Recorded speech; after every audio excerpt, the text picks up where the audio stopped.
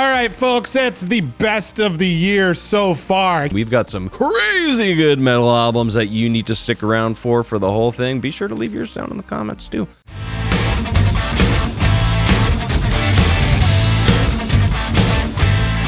Chapel of Disease, Echoes of Light. When I first went into this record, I was expecting some sickening death metal, especially with the band name Chapel of Disease, with maybe some black metal overtones, right? I was new to the band at the time, and boy, I was pretty damn wrong.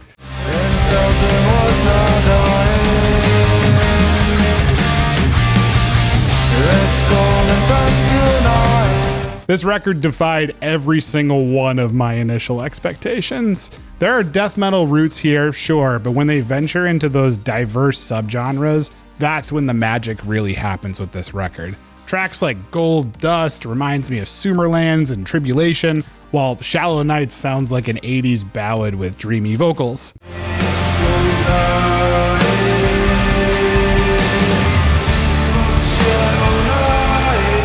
When Chapel of Disease embraces metal, their aggression is a true sight to behold here. The title track, Echoes of Light, is fun as fuck, and it shows the band's wild ability to adventure into unexpected metal territories.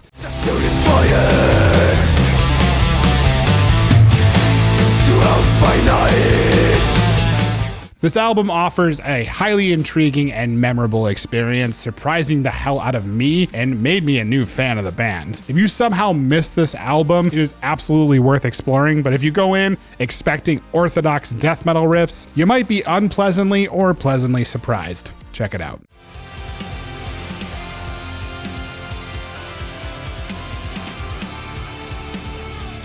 Bipolar architecture metaphysicize. I'm not well versed in musical theory to name the melodic structures that this band uses, but it's become a sonic trope in this and other subgenres that I really love, and I could just listen to it in an infinite loop. It never gets old for me, never, ever, ever.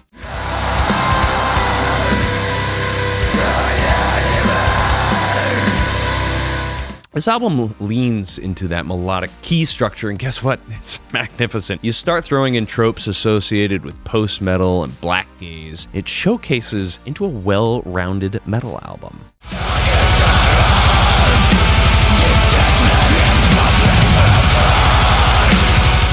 This is surely going to intrigue anybody who loves Harakiri for the Sky, Panopticon, Russian Circles to a degree, Downfall of Gaia. There are sprinkles of gent in here too, with the way that the band kind of does sound splicing and these heavy digitized transitions bust out, hitting this heavy groove that just lead to a passage of sad instrumentation.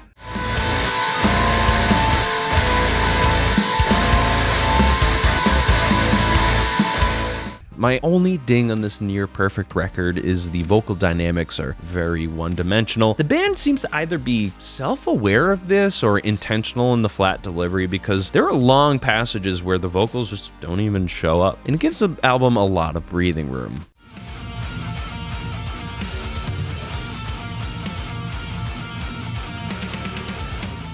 If you're really caught up on the bland vocals, I think you're missing out on the big picture of this record. For sure, easily one of the best in my favorites of this year. This is another sleeper hit, man. People aren't talking about this album nearly enough. And if you like the kind of sad vibes, don't miss this one.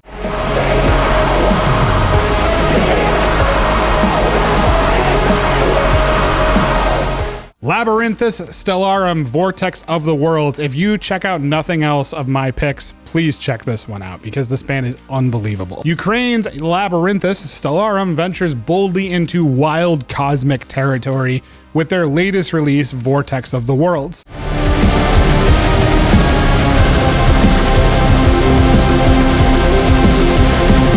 While programmed drums might be a deal breaker for some people, they're utilized in a way here that absolutely works for the album. Departing from your stereotypical Atmo black formula, the band combines complex progressive guitar leads, unconventional rhythm structures, and those dreamy synths, man, the best part of the band.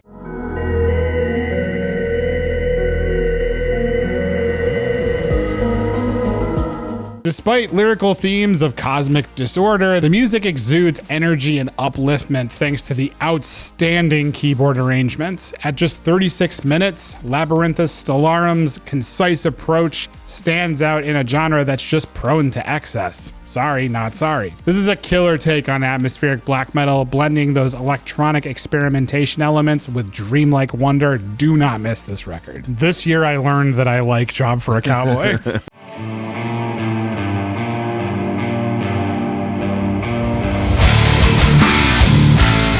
Moon Healer. The trajectory of this band has been fucking insane, dude. When they first came onto the scene, they were the most unoriginal metal band. It was like Hot Topic shit out an extreme metal band. Thankfully, those guys turned away from that gimmick and started to find truth and power in death metal.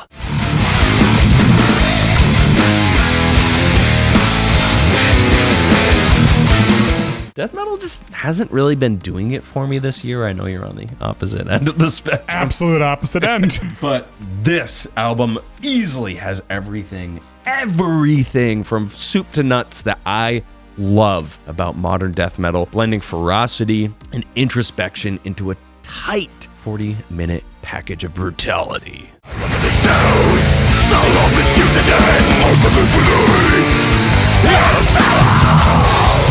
The landscape has changed so much, from crab-walking guitarists and brie vocals to massive songs about the passage of time and life itself, dude. I love the maturity from this band. These guys can clearly play and write amazing music.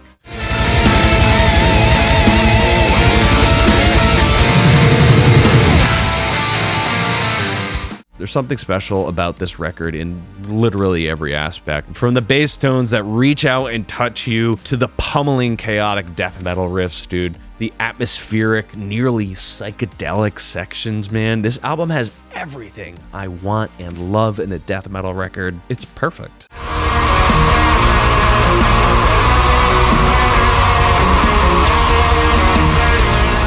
Let's get sad, boys. Counting Hours, The Wishing Tomb. As a fan of melancholic mellow doom, I was thrilled that the two guitarists of the now defunct band Rapture reunited to form Counting Hours.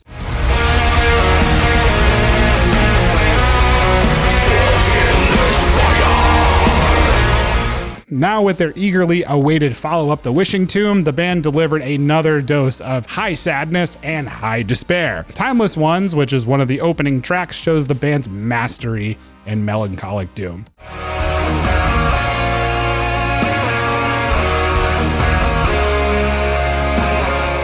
The vocals, both death roars and clean singing, are absolutely stellar, adding depth to the poignant guitar work, and tracks like Away I Flow and All That Blooms Needs to Die continue that emotional journey of the band, blending influences from Rapture, Donna Solace, and Catatonia absolutely seamlessly.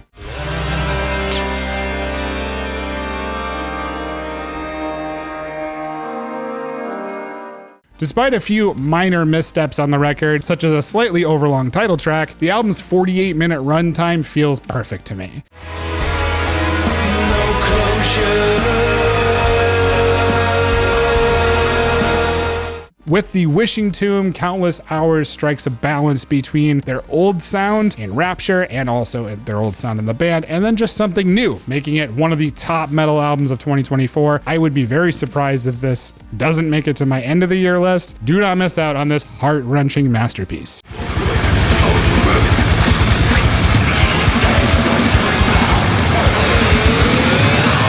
Slime Lord, I'll just Chytridiomycosis. Okay. Chytridiomycosis relinquished. Slime Lord. Another album that was brought up by Big Boy Brandon here back in March. Shout out to Brandon for carrying us through the halfway point of 2024. I've been so friggin' distracted and want to publicly give my appreciation to my partner in crime right here. Back to the slime.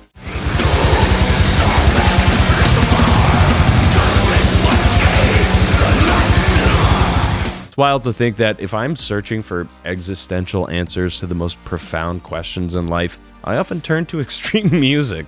particularly albums like this. Death metal has gone from caveman beat up weakling to a philosophy class that Nietzsche himself would attend.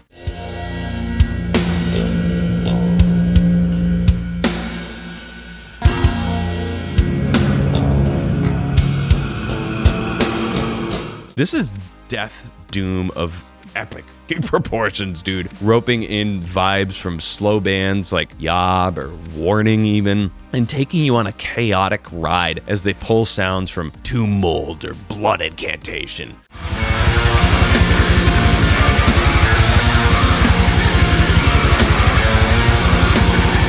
The technical sections of this album are just progressive enough to keep things wild and interesting. What wild and crazy kids.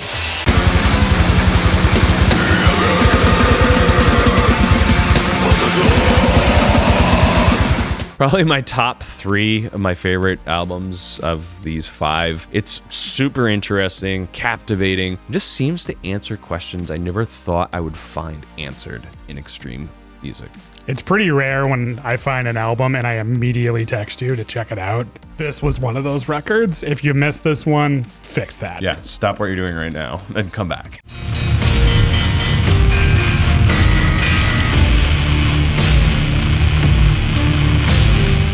Thou, Umbilical, thou have always embraced misanthropy. That is not a surprise. They've taunted their audience, depicting humanity as just a failed experiment. With their new album, Umbilical, thou explicitly embraces those sludgy roots that we all love while maintaining their signature heavy as hell intensity.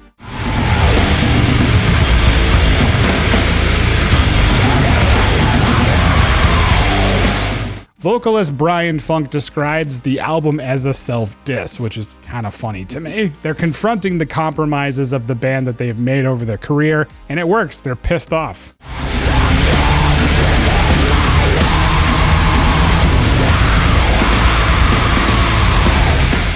Interestingly, Umbilical showcases a more streamlined version of the band, with no tracks over 7 minutes, which is kind of weird for them given the sludginess, and a more traditional song structure approach. Despite this, though, the album remains heavy as ever. Possibly their heaviest yet, in my opinion.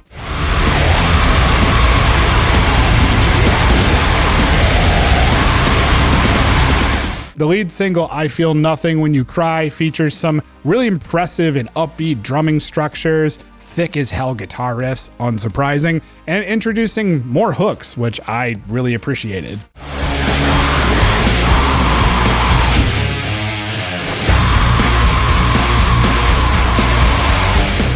Overall, Umbilical reflects Thou's evolution, blending grunge sounds with sludge while maintaining that experimental edge. It's refreshing, introspective, and undeniably heavy. This is just a band that continues to defy easy categorization. If you missed this and you love slow, super heavy shit, check this one out. We would like to say that we do have merch.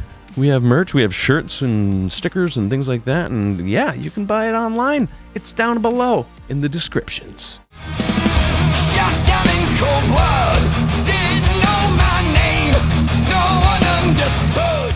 Judas Priest, Invincible Shield. There are tons of bands in the twilight of their career. Many of them, unfortunately, are still kind of releasing some mediocre albums. Forgemates, I am proud to say that this is far from mediocre.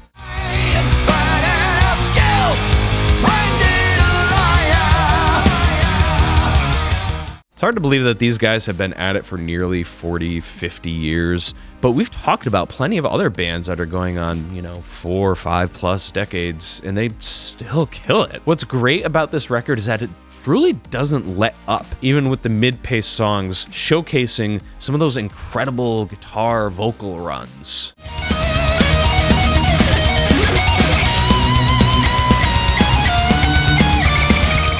I honestly pray when I am as old as these guys that I can still play or sing or whatever this fucking good, dude. It's inspiring. Nearly every song has a great hook, great solo, a nasty riff. I really enjoyed the modern production on this record too. It's polished like the chrome on a Harley Davidson.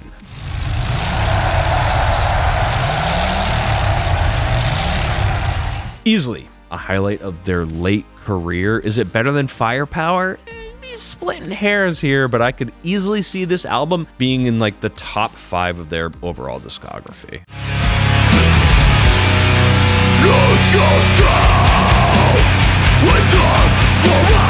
Gatecreeper, Dark Superstition. This is their 3rd album, and it marked a significant leap in the Arizonian.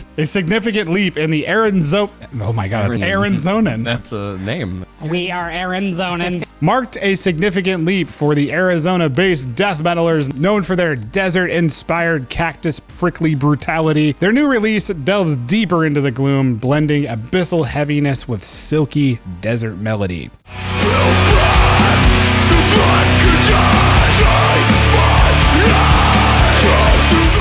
While their subsequent releases felt less impactful in my opinion, An Unexpected Reality did bring a refreshing mix, short of hardcore-inspired tracks and a lengthy Death Doom piece.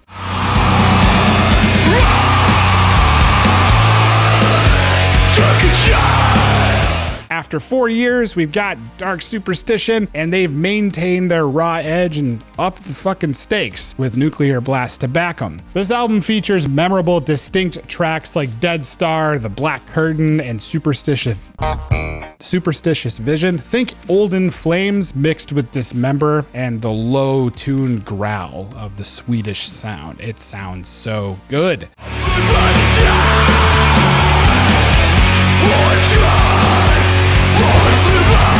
The high screams on A Chilling Aura and the grooves in Mistaken for Dead highlight their growth, man. And you know what? This album was produced by Converge guitarist Kurt Ballou, a heavy hitter in the genre. That's why it sounds so good.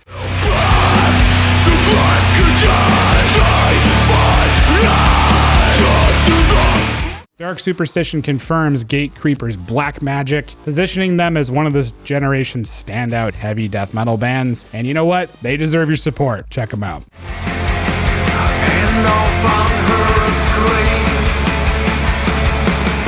The Vision Bleak Weird Tales. Ooh. There's nothing cut and dry about this record, Forgemates, so for them to be categorized as gothic metal is pretty loose in the description. Sure, they have the typical instrumentation that you might hear in that subgenre.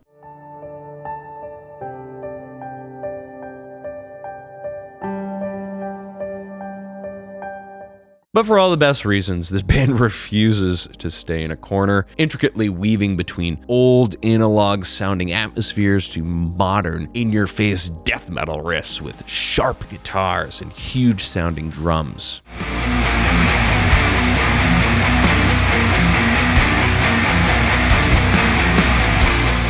This whole record relies on an introspective and emotional narrative that's supported by instrumentals that sound like they're from a 1960s horror movie, which, if you can't tell, we're kind of into that.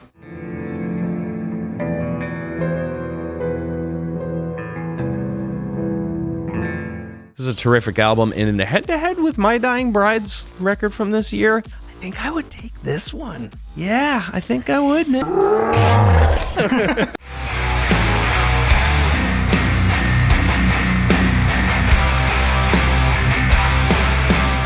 There's some cutting edge stuff in here that I just really love, reinvigorating a kind of stale gothic doom scene. This is a cool one if you love that subgenre. We got more top lists that are coming out right now. You can check out those videos right here. And don't forget to thumbs up, man. It really helps us out. Go with the gods, Forgemates. The weird tales are just getting weirder. Hey,